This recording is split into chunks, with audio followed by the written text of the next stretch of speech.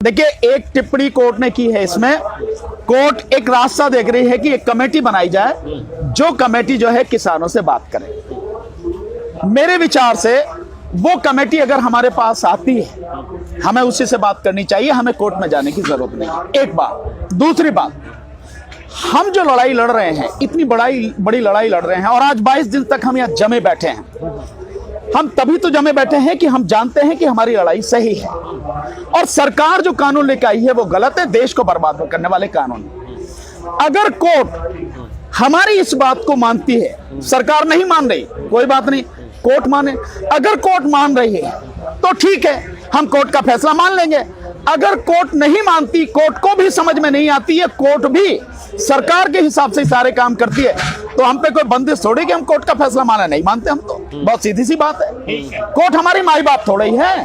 Court न्याय करने के लिए है, क्योंकि हम ये जान रहे हैं जो अयोध्या का मसला आया, अयोध्या के मसले में न्याय नहीं हुआ, और कोर्ट भी इस बात को स्वीकार कर रही। कैसे? अयोध्या के मसले में कोर्ट ने कहा कि वहां पे मंदिर नहीं था, मंदिर तोड़ा नहीं गया, वहां पर मस्जिद थी, मस्जिद ही तोड़ी गई, वहां पर मंदिर की कभी कोई पूजा नहीं हुई, और मंदिर के संबंधित कागज भी उनके पास नहीं है। इतना सब कुछ मानने के बाद भी कोर्ट ने उन्हीं को वो मंदिर की जगह दे दी जिन्होंने उसको मस्जिद को तोड़ा, जिनके पास कुछ भी नहीं था। तो न्याय उसमें नहीं हुआ। जबकि कोर्ट ने जो हवाला दिया, अनुच्छेद 142 का हवाला दिया। अनुच्छेद 142 कहता है कि जब कंप्लीट जस्टिस करना हो उस समय आप अनुच्छेद 142 का प्रयोग कर सकते हैं। कोर्ट ने उसका प्रयोग किया, लेकिन उसमें लिखा, वर्ड जो लिखे, कंप्लीट जस्टिस, यानी पूर्ण न्याय। अब मुझे आप बताइए कि जब आप मान रहे हैं कि इन्हीं लोगों ने तोड़ी, इनका कोई मतलब ही नहीं है, उन्हीं को आपने दे दिया, तो इसका मतलब ये हुआ कि कल मेरे घर को कोई भी आके तोड़ जाए और कहने लगे ये घर मेरा है, तो आप मुझे कहोगे यार रहने दे, झगड़ा हो जाएगा, तू रहने दे, इन्हीं को दे दे। ये क्या, ये न्याय है क्या? इसका मतलब ये भी है कि न्याय प्रक्रिया कहीं कमजोर है। इसका मतलब ये भी है कि क्या सुप्रीम कोर्ट उन चंद लोगों से जो इस तरह का आतंक फैला रहे हैं उनसे डर रही है? तो अगर डरेगी तो न्याय कैसे करेगी? और सुप्रीम कोर्ट ही अगर डरने लगेगी तो फिर न्याय कैसे मिलेगा? इन सारी चीजों को समझते हुए जो हमें नजर आ रहा है, हमारा बहुत स्पष्ट है, हमें कोर्ट में जाने की जरूरत नहीं है। कोर्ट जिस कमेटी को नियुक्त करती है, अगर हमारे पास आती है, हमें अपना पक्ष रखना है, जो बिल्कुल हर किसी को मालूम है। कोर्ट उसे एक्सेप्ट करती है, बहुत अच्छी बात है, नहीं करती है तो हम आंदोलन पे हैं। ये बहुत सीधी बात है।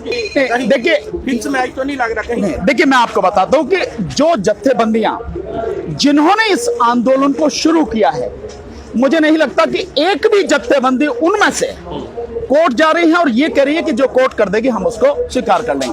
जो लोग ये बात कह रहे हैं वो लोग कहीं ना कहीं सरकार के दलाल हैं, सरकार से मिले हुए हैं। बहुत स्पष्ट है इसमें, क्योंकि जब हमें मालूम है, देखिए ऐसे ही नहीं है सारी बातें क्यों हो रही हैं, इसका बहुत बड़ा प्रभाव है। लोग इसकी कानूनी चीजें नहीं समझ पा रहे और इसके जो प्रभाव दूरगामी पड़ेंगे उसको समझ नहीं पा रहे। और मैं यही आपके माध्यम से कहना चाहूंगा, जो कोर्ट है, क्योंकि उस पर बहुत लोगों का भरोसा है, उसे अपना भरोसा, लोगों का भरोसा उसे कायम रखना है, तो वो न्याय करे।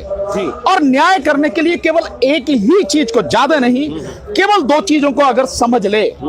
नंबर एक, इसेंशियल कमोडिटीज एक्ट में जो सारी सीमाएं हटा दी गई हैं कि कितना भी स्टॉक कर सकते हैं, अगर केवल इस बात को कोर्ट समझ ले तो कोर्ट को समझ में आ जाएगा कि अगर इस तरह से सीमा हटा दी गई तो व्यापारी जितना भी अनाज है, जितना भी खाने पीने की चीजें हैं, सबका स्टॉक कर लेगा, और आने वाले समय में आर्टिफिशियल जो है महंगाई, जो मतलब उसकी कमी है, उसको दिखाएगा। लिहाजा वो कहेगा कि भाई है ये चीजें हैं नहीं। आपने देखा होगा जिस तरह से 8000 टन से ज्यादा दाल बरामद की गई उस समय गोदामों में से, जिस समय दाल का भाव 200 रुपए किलो पहुंच गया। तो जब घर में ही 8500 टन दाल थी तो भाव कैसे पहुंच गया? बहुत सीधा सा था, व्यापारियों ने दबा ली और उसकी कमी दिखा के उसके दाम बढ़ा दिए।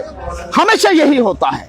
आज की तारीख में भी आप देखेंगे कि आलू, नया आलू जो किसान से लिया जा रहा है 5 रुपए 6 रुपए किलो, मिल क्या भाव रहा है? 40 रुपए किलो से कम मार्केट में नहीं। आपको मैं लेके आता हूं, मैं देखिए अपने लिए, तो ये स्थिति है। प्याज 50 रुपए किलो किसान से ली जा रही है, 5 रुपए और 6 रुपए किलो। जो लहसुन है वो लहसुन लिया जाता है सरकारी रेट पर 35 रुपए किलो, वो भी जो क्वालिटी, जो ग्रेड, जो वो चीज स्टैंडर्ड होना चाहिए, लेकिन उससे अलग वो तो मुश्किल से 6 रुपए, 7 रुपए, 8 रुपए, 10 रुपए किलो लिया जाता है।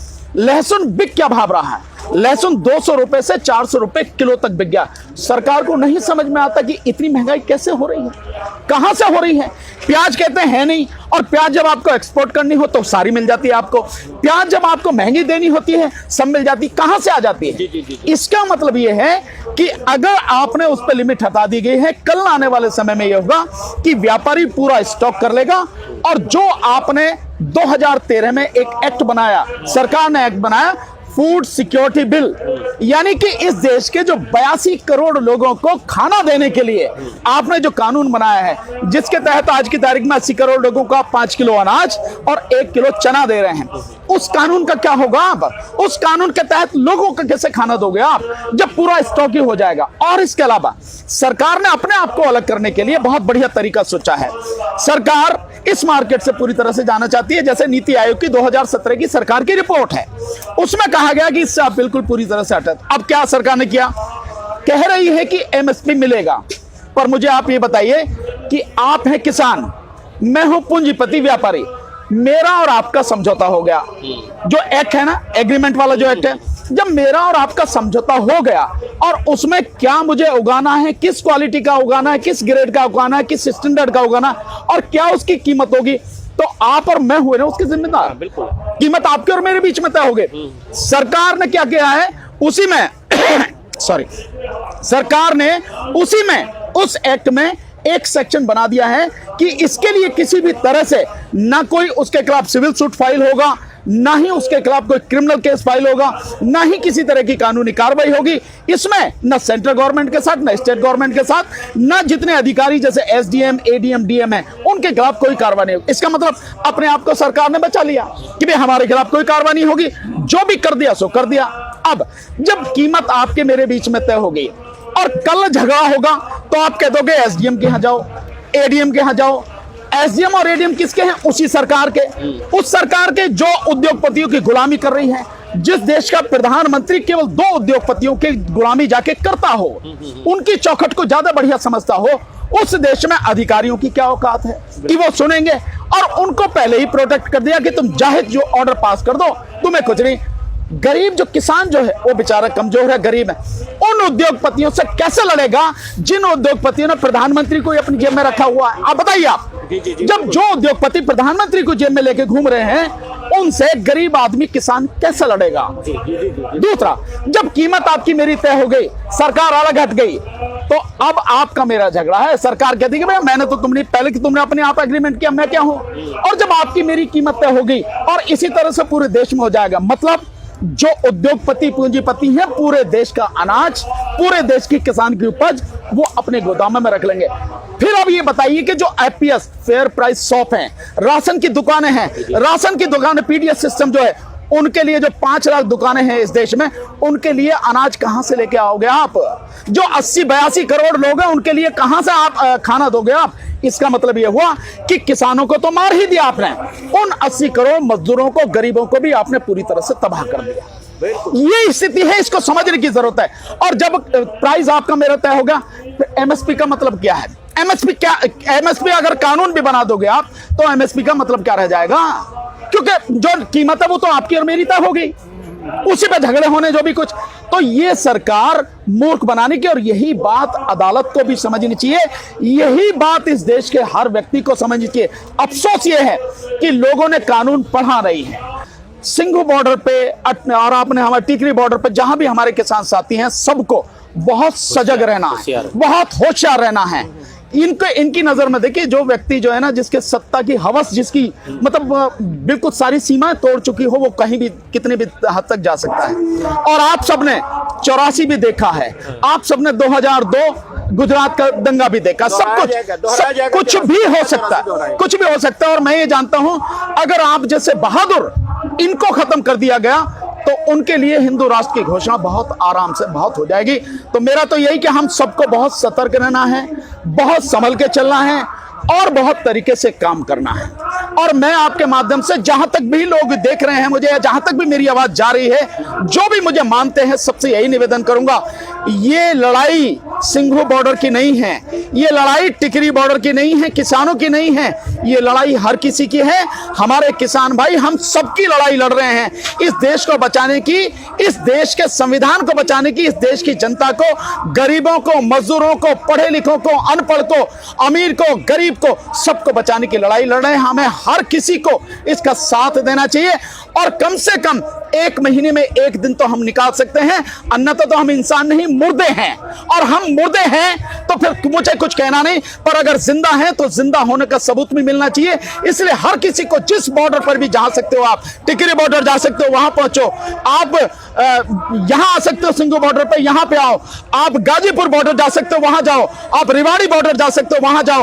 और कोई भी रास्ता वहां बैठ सकते हो, जाओ, क्योंकि सबकी लड़ाई है। अगर एक भी खत्म हुआ तो फिर कोई नहीं बचेगा। इसलिए मेरा सबसे हाथ जोड़ के निवेदन है, सब लोग इस लड़ाई में तन मन धन से पूरी ईमानदारी के साथ में साथ दो। एक चीज और मैं कहना चाहूंगा सर, आपके माध्यम से, क्षमा चाहता हूं। एक मैंने सबसे रिक्वेस्ट की थी, आपसे सबसे कर रहा हूं, दुनिया भर में जहां भी हैं, रिलायंस के यानी अंबानी के और अडानी के और लाला रामदेव के जितने भी प्रोडक्ट हैं, जहां भी रिलायंस लिखा हो, जिस जगह पे भी, उसका पूरी तरह से बायकॉट करो। जहां पे अडानी लिखा हो, जो फॉर्च्यून, उनका आटा भी है, तेल भी है, चावल भी है, जो भी कुछ है, जहां पे लिखा हो उसका पूरी तरह से बायकॉट करो। लाला रामदेव के जितने भी प्रोडक्ट हैं उन सबका रुचि तेल है, और इसके अलावा जो पतंजलि के हैं, जितने भी इनके प्रोडक्ट हैं, इनका बायकॉट करो। मैं आपको एक उदाहरण बताता हूं। अभी अंबानी ने, रिलायंस वाले ने TRAI जो है, यानी टेलीकॉम रेगुलेटरी अथॉरिटी जो है, उसमें एक पिटीशन फाइल करी है कि ये वोडाफोन और ये एयरटेल वाले किसानों के साथ मिलकर हमारे कंपनी के खिलाफ में वो कर रहे हैं। इसका मतलब आपको उसकी चीख सुनाई देने लगी, चीख सुनाई देने लगी। मैं बार बार यही कह रहा हूं कि ये बायकॉट हमारे पास इतना बड़ा हथियार है, यही सारी चीजों को रोक देगा। सरकार अपने आप पीछे हट जाएगी, गोदी मीडिया कुछ भी करे, लेकिन जहां भी रिलायंस का स्टोर देखो, पूरे देश में 8,784 स्टोर हैं, एक भी स्टोर पर मत जाओ, कुछ भी लेने दूसरी दुकान से ले लेंगे, कोई दिक्कत नहीं है। जो रिलायंस का फोन है, जियो का फोन है, चाहे कितना ही भी बढ़िया हो यार, अगर जहर कितना ही भी खूबसूरत प्याले में आपको दिया जाएगा तो पी लोगे क्या? मर जाओगे क्या? नहीं, हमें इस्तेमाल नहीं करना। कितनी भी बढ़िया उसकी पहुंचो, फ्री में दिया जाए, लालच दिया जाए, हमें नहीं करना, क्योंकि ये लड़ाई है। इसी तरह से अडानी के जितने प्रोडक्ट हैं उनका पूरी तरह से बहिष्कार करो। ये बहिष्कार ही हमारा सबसे बड़ा हथियार है। रिलायंस के जितने पेट्रोल पंप पे मत जाओ किसी पर डीजल लेने, पेट्रोल लेने, लगा दो इन पर ताले, लग जाने दो इन पर ताले। यही मेरा सबसे निवेदन है, पूरी दुनिया में है। यही एक चीज आप घर में बैठे बैठे भी हमारा साथ दे सकते हो। यहां नहीं आ सकते, कोई बात नहीं, पैसा नहीं दे सकते, मत दो, कोई दिक्कत नहीं है, लेकिन जहां भी हो इनका पूरी तरह से बहिष्कार करो, पूरी तरह से बायकॉट करो। हमारे लिए यही एक बहुत बड़ा आपका योगदान है।